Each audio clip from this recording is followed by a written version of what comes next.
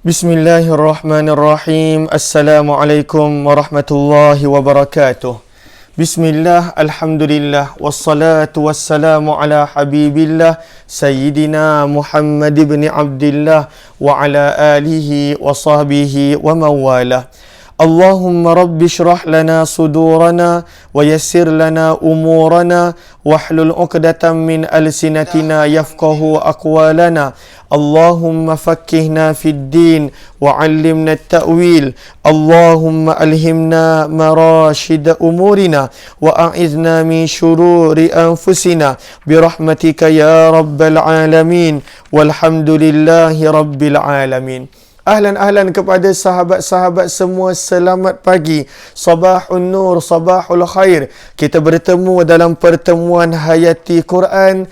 Moga-moga ada pengajaran yang kita boleh ambil, ada ibrah yang kita perolehi, dan ada sesuatu yang kita boleh bawa dalam kehidupan seharian daripada pengajian, perkongsian yang ada dalam Al-Quran. Ahlan kepada sahabat-sahabat yang saya nampak di ruang komen. Ada Ninda Anis, Rohidah Abdul Rahman, Norisa, Kak Rahila Junid, Serina Abdul Rahman, Farida Hamdan, Siha Cika, Syakirah Ismail, Yaya Lia, Amida Rauda, Neni Ros, kemudian Salina Muhammad Nur, Abdul Rauf Sulaiman, terima kasih Syamsiah Saleh, Aisyah Uthman, Zainab Mahmud, Yati Subari Taib, dan juga Rodita binti Uthman, Rin Khairil, serta sahabat-sahabat yang lain. Ahlan kepada semua. Saya mohon maaf sudah beberapa minggu bahkan semenjak daripada keluarga besar saya, ibu bapa, adik-beradik saya diuji dengan ujian COVID, yang mana kita tak buat perkongsian. Dan walaupun mereka telah beransur sihat, saya pada waktu itu ada satu demi satu kesibukan ataupun urusan, namun alhamdulillah kita dapat bertemu pada pagi ini. Hari ini kita nak sambung daripada mana kita berhenti sebelum daripada ini. Kalaulah ada yang kali pertama join, ini adalah perkongsian Hayati Quran yang sebenarnya antara perkongsian yang dah lama kita lakukan, bahkan telah melangkaui lebih daripada 300 siri, dan kita nak sambung daripada muka surat 146, surah yang ke-6 Al-An'am, bermula daripada ayat yang ke-142. Lalu mohon sahabat-sahabat catatkan supaya menjadi rujukan kepada yang join kemudian. Lalu kita berada pada muka surat 146, surah yang ke-6 Al-An'am, pada ayat yang ke-142. Sebelum kita bermula lebih lanjut, marilah sama-sama kita perbetulkan dahulu niat. Moga-moga pertemuan kita adalah kerana Allah Subhanahu wa ta'ala. Nawaitu ta'alluma wa ta'lim wa tadhakura wa tadhkir wa naf'a wal intifa' wal ifadata wal istifadah wal hatha ala tamassuki bi kitabillah wa sunnati rasulillahi sallallahu alaihi wasallam wa du'ai ilal huda wa dalalati ala al khair ibtigha'a wajhillah wa mardatih wa kurbih wa thawabih. Amin amin ya rabbal alamin. Amin amin ya rabbal alamin. Lalu kita berada pada muka surat 146, surah yang ke-6 Al-An'am, pada ayat yang ke-142. Firman Allah Subhanahu wa ta'ala pada ayat ini. Kita tengok dahulu ayatnya. Firman Allah, A'udzu billahi minasyaitonir rajim. Bismillahirrahmanirrahim. Wa minal an'ami hamulatan wa farsha. Kulu mimma razaqakumullahu halal. Kulu mimma razaqakumullahu wa la tattabi'u khutuwatis syaitan. Innahu lakum aduwwum mubin. firman Allah Subhanahu wa taala. Ketika mana Allah Subhanahu wa taala berfirman pada ayat sebelumnya, ayat 141, firman Allah, wala tusrifu, dan janganlah berlebih-lebihan, dan janganlah melampaui batas, dan janganlah melakukan pembaziran. Itu semua maknanya, innahu, sesungguhnya Allah, la yuhibbu, tidak menyukai, al-musrifin, orang-orang yang melampaui batas, orang-orang yang berlebih-lebihan, dan juga orang-orang yang melakukan pembaziran. Kemudian pada ayat 142 yang kita telah baca ayatnya sebentar tadi, Allah mula menerangkan, memberikan jawapan kepada salah faham, kepada apa yang dilakukan salah oleh orang-orang musyrik Mekah daripada sudut binatang ternakan. Apakah salah faham yang telah dilakukan oleh orang-orang musyrik Mekah terhadap binatang-binatang ternakan? Itu kita telah kongsikan pada ayat yang ke-136, ayat 137 sehinggalah ayat 139. 3 ayat ini. Pada 3 ayat ini, maka itu adalah salah faham dan kepercayaan salah orang musyrik Mekah terhadap binatang ternakan. Kalaulah kita boleh lihat ayat 136, antara salah faham mereka adalah mereka pada waktu itu mengasingkan sebahagian ternakan mereka dan tanaman mereka untuk Allah dan juga atas nama berhala. Lalu yang untuk Allah itu mereka sedekahkan, tapi yang untuk berhala itu mereka jadikan untuk berhala. Maka Allah Subhanahu wa taala tegur, kenapa nak dijadikan untuk berhala? Itu untuk makan ataupun untuk ditunggang, lalu dibiarkan untuk berhala, dan binatang itu mati begitu sahaja, kerana berhala bukan boleh mengambil apa-apa manfaat daripada binatang tersebut. Begitulah juga pada ayat 138 yang kita telah kongsikan dan juga ayat 139. Maka pada ayat 142 Allah menerangkan, memberikan jawapan untuk akidah yang salah, salah faham yang ada pada ayat 136, ayat 138 dan ayat 139 yang tak dapat saya nak kongsikan balik secara detail sebab dah berlalu dan kita telah baca sebelum daripada ini. Ahlan-ahlan kepada sahabat-sahabat yang baru join, mohon jasa baik untuk bantu share, bantu untuk kongsi, bantu untuk sebar luas. Moga-moga lebih ramai yang dapat bersama. Maka firman Allah Subhanahu wa taala menerangkan tujuan kenapa binatang ternakan dicipta. Bila Al-Quran ataupun sabdaan Nabi sallallahu alaihi wasallam menceritakan tentang binatang ternakan, kebanyakan waktunya merujuk kepada unta, merujuk kepada lembu dan juga merujuk kepada kambing. Yang mana ini akan diterangkan pada ayat-ayat berikut pada muka surat 147. Maka firman Allah Subhanahu wa taala menerangkan fungsi, menerangkan nikmat, menerangkan keadaan binatang ternakan. Apakah yang sepatut diambil manfaat daripada binatang ternakan? Wa abtala ma taqawwaluh, dan Allah membatalkan, mengatakan salah terhadap apa yang dipercayai oleh orang Quraisy Mekah dengan mereka menjadikan binatang itu untuk berhala, lalu tak ditunggang, tak disembelih dan sebagainya. Maka firman Allah Subhanahu wa taala, wa minal an'am, wa dan terjemahannya, min terjemahannya adalah daripada, al-an'am terjemahannya adalah binatang ternakan. Tetapi selalunya bila disebutkan binatang ternakan di dalam Al-Quran dan hadis, merujuk kepada binatang ternakan yang difahami dan diguna pakai oleh masyarakat Arab pada waktu itu, iaitulah lembu, unta dan kambing. Tetapi pada zaman kita boleh juga diguna pakai untuk binatang-binatang ternakan yang lain. Maka firman Allah, fungsi binatang ternakan bukanlah untuk kamu biarkan melata begitu sahaja sampai mati tak guna kerana kamu kata ini adalah untuk berhala.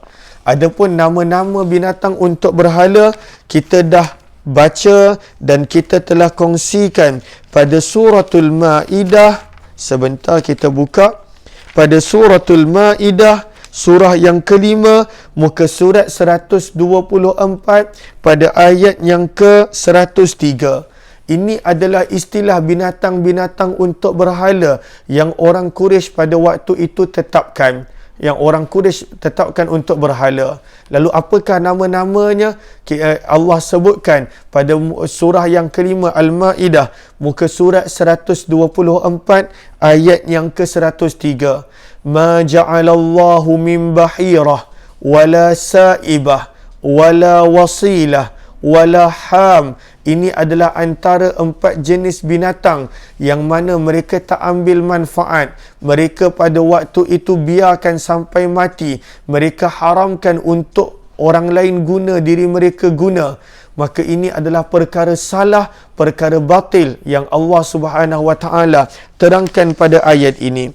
Lalu firman Allah, wa minal an'am, dan daripada binatang ternakan. Apakah fungsi binatang ternakan? Kenapakah kamu mengharamkan binatang ternakan? Firman Allah, hamulah. Ada binatang ternakan yang mana jika binatang ternakan itu besar, jika binatang ternakan itu kuat, contohnya unta. Apakah fungsi binatang ternakan itu? Hamulah. Apakah maksud hamulah? Hamulah maksudnya adalah yang digunakan sebagai pengangkutan. Contohnya unta boleh mengangkut manusia dan barang. Contohnya lembu boleh juga digunakan untuk mengangkut barang. Lalu fungsi binatang ternakan adalah untuk diambil manfaat. Lalu Allah terangkan, Allah ajar, kenapa kamu nak mengharamkan benda yang halal, wahai orang-orang musyrik Mekah? Kerana ada fungsi binatang ternakan itu adalah sebagai hamulah. Apakah maksud hamulah? Dengan tujuan pengangkutan. Hamulah maksudnya pengangkutan. Dalam kurungan, pengangkutan manusia dan pengangkutan barang-barang dengan syarat binatang itu memang mampu. Contohnya unta. Lalu janganlah pula kita tunggang kambing. Kambing bukanlah pada waktu itu fungsinya sebagai hamulah. Maka firman Allah, lalu ini adalah nikmat. Binatang ternakan ini adalah nikmat. Kenapa kamu nak pergikan untuk berhala? Lalu kamu tak ambil manfaat, kamu tak tunggang, kamu tak makan, kamu tak buat apa? Maka itu adalah perkara yang salah. Itu adalah perkara yang salah. Maka firman Allah, ada di antara binatang ternakan yang fungsinya adalah pada waktu itu untuk pengangkutan, sama ada manusia ataupun barang-barang, dengan syarat ia mampu untuk tujuan tersebut. Firman Allah Subhanahu wa taala, dan ada juga binatang ternakan yang mana tujuannya adalah wa farsha. Wa terjemahnya dan, farsha adalah pada waktu itu pembaringan. Terjemahan asal farsha adalah pembaringan. Sebab itu dalam bahasa Arab, untuk hamparan, untuk kapet, kita panggil farsh ataupun firash. Dipanggil sebagai farsh ataupun firash, maksudnya hamparan, sesuatu yang dibaringkan. Apakah maksud binatang ternakan itu dibaringkan? Maksudnya untuk disembelih. Dan binatang ternakan itu tujuannya untuk disembelih. Kenapa nak disembelih binatang ternakan? Untuk makan, untuk diambil manfaat daripada dagingnya. Sebab itulah Allah Subhanahu wa taala, sebab itulah dalam tafsir Al-Wasit disebutkan di sini, dan antara nikmat-nikmat daripada binatang ternakan itu adalah wafarsha. Ianya bertujuan untuk dibaringkan. Apakah maksud dibaringkan? Maksudnya disembelih. Kenapa nak disembelih binatang ternakan? Kerana ia memang tujuannya begitu adalah untuk dimakan. Lalu, kalaulah seseorang itu tak makan daging lain, contohnya dia memang tak boleh makan daging dan memang ada orang begitu, dia tak boleh makan daging kerana dia tak boleh makan daging. Tetapi adalah salah untuk mengharamkan perkara yang halal. Contohnya ada orang yang kata, tak boleh sembelih binatang korban ni, kesian kat binatang tu. Maka itu memang tujuan dia. Setiap sesuatu yang Allah cipta ada tujuan dia. Binatang ternakan, al-an'am, tujuannya adalah wafarsha, untuk disembelih dengan tujuan pada waktu itu manusia mengambil manfaat daripada daging dia. Lalu pada ayat ini Allah mengajar bahawa binatang ternakan itu ada dua tujuan penciptaannya. Antara tujuan penciptaan binatang ternakan adalah pada waktu itu supaya dijadikan tunggangan sama ada untuk manusia ataupun pada waktu itu untuk barang-barang dengan syarat ianya pada waktu itu mampu. Kenapa ada syaratnya itu? Kerana dalam hadis Nabi SAW tegaskan, janganlah membebankan kepada binatang sesuatu yang ia tidak mampu. Dan tujuan kedua daripada binatang ternakan adalah pada waktu itu wafarsha, untuk disembelih. Maka ini tujuan dia. Maka kalaulah ada orang yang pada waktu itu mengharamkan tujuan dia, kata tak boleh sembelih binatang kurban, kesian, biarkan dihidup, maka sebenarnya dia tak faham tujuan penciptaan binatang ternakan oleh Allah Subhanahu wa taala. Sebab itu firman Allah Subhanahu wa taala pada perkataan berikut, firman Allah, bila kamu faham setiap sesuatu akan tujuan dia. Macam contoh, apakah tujuan kita? Tujuan kita adalah sebagai hamba. Kita adalah hamba Allah. Kita pada waktu itu nak beribadah, berbakti kepada Allah. Maka setiap sesuatu ada tujuan. Maka firman Allah Subhanahu wa taala, lalu apakah yang patut kamu buat? Firman Allah, kulu, makanlah kamu. Itu adalah tujuan. Bila binatang ternakan itu adalah tujuannya wafarsha, untuk diambil manfaat daripada dagingnya. Firman Allah, kulu, makanlah kamu. Dalam kurungan, jika mahu. Bukanlah maksud dia mesti makan. Nampak lembu je, terus sembelih makan. Padahal orang lain punya. Tak. Bukanlah maksudnya begitu. Tetapi nak kena faham bahawa binatang ternakan itu manfaatnya adalah untuk tujuannya adalah untuk diambil manfaat daripadanya. Sama ada ditunggang ataupun pada waktu itu diguna untuk diambil daging dengan sembelihan dan sebagainya. Maka firman Allah, kulu, makanlah kamu, min, daripada sebahagian. Min maksudnya daripada sebahagian. Ma, apa-apa yang razaqa, Allah telah kurniakan kum, kepada kamu. Lalu apa yang Allah telah rezekikan, yang Allah telah kurniakan kepada kamu, ambil manfaat, makanlah daripadanya. Dan daripada sini menjadi jelas, maksudnya apa yang Allah telah berikan. Kita tak boleh contohnya ambil hak orang lain, ambil binatang orang lain, itu pun tak boleh. Sebab Allah sebut jelas, ambillah manfaat daripada apa yang Allah kurniakan kepada kamu, yang menjadi hak milik kita. Jangan pula kita menjadi macam orang Quraisy yang hak milik mereka sendiri mereka tak nak guna, sebab mereka kata ini adalah saibah, wasilah, ham, nama-nama binatang yang mereka asingkan untuk berhala. Lalu binatang itu dibiarkan begitu sahaja, tak boleh diambil manfaat daripadanya sampailah binatang itu mati begitu sahaja. Maka itu kepercayaan yang salah yang Allah Subhanahu wa taala tegur. Kena faham fungsi dan tujuan ciptaan binatang ternakan adalah untuk diambil manfaat daripadanya. Kemudian Allah Subhanahu wa taala menjelaskan bahawa mengharamkan binatang ternakan padahal ianya adalah halal. perbuatan mengharamkan benda yang Allah telah halalkan, sebenarnya itu adalah tipu daya syaitan. Sebab itu firman Allah, selepas daripada Allah suruh untuk kita mengambil manfaat. Sebab itu dalam tafsir Al-Wasit, bila tafsiran tentang kulu, maksudnya firmannya wantafi'u, ambillah manfaat daripada binatang ternakan tersebut. Kemudian firman Allah Subhanahu wa taala, wala tattabi'u, dan janganlah kamu ikut khutuwat, langkah-langkah syaitan. Daripada sini Allah Subhanahu wa taala sedang menerangkan bahawa antara jalan tipu daya syaitan adalah syaitan menjadikan kepada kita sesuatu alasan, menjadikan kepada kita sesuatu fahaman yang salah untuk mengharamkan benda yang halal.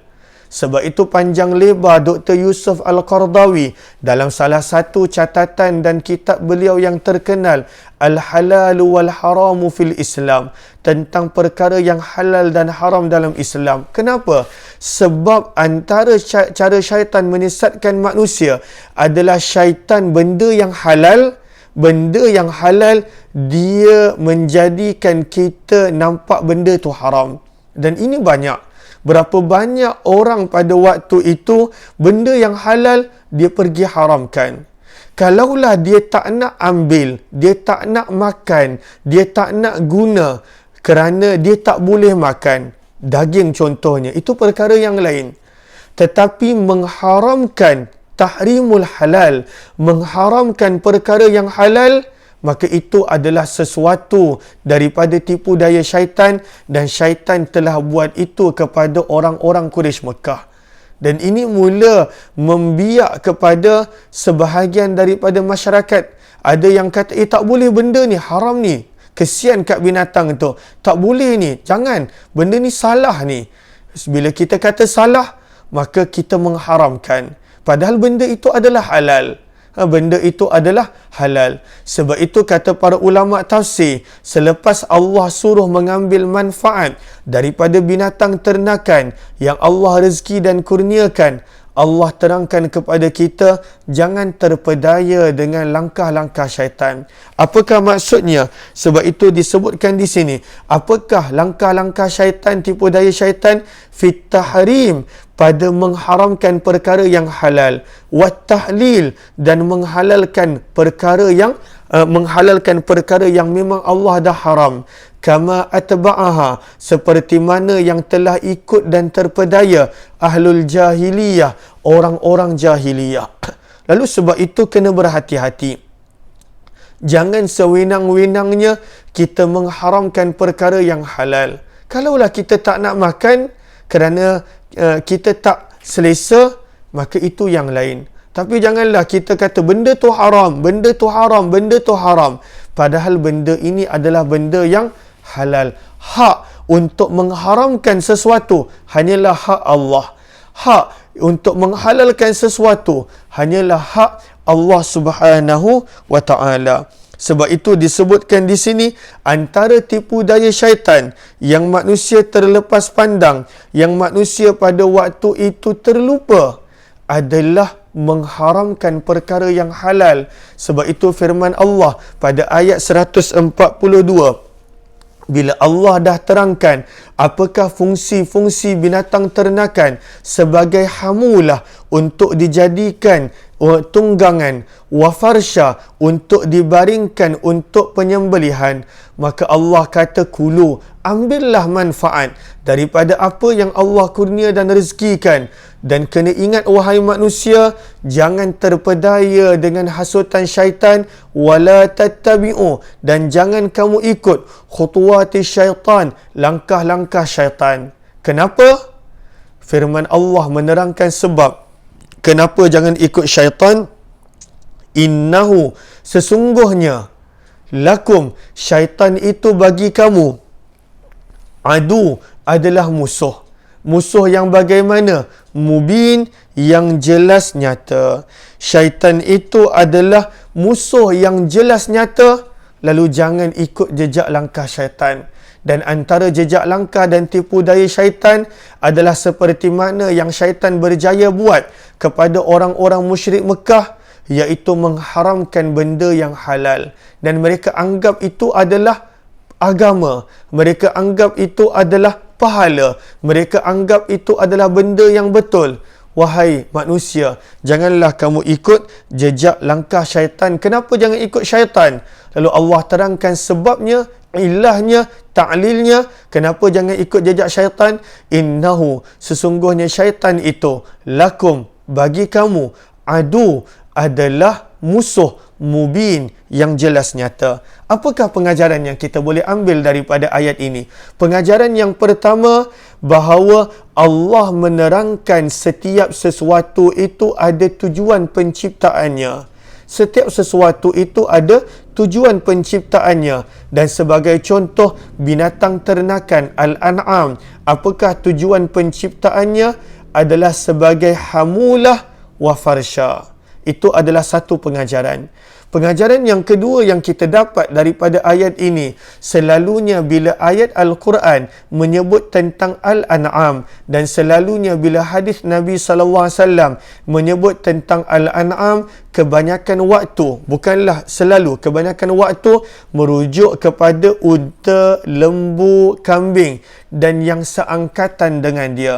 Yang ketiga, kita belajar pengajaran daripada ayat ini adalah bagaimana Allah mendidik, menyuruh kita mengambil manfaat daripada apa yang Allah telah kurniakan.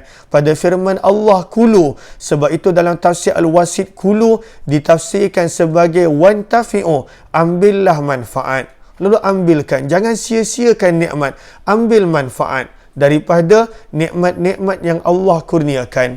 Pengajaran yang keempat yang kita dapat adalah mengharamkan sesuatu yang halal.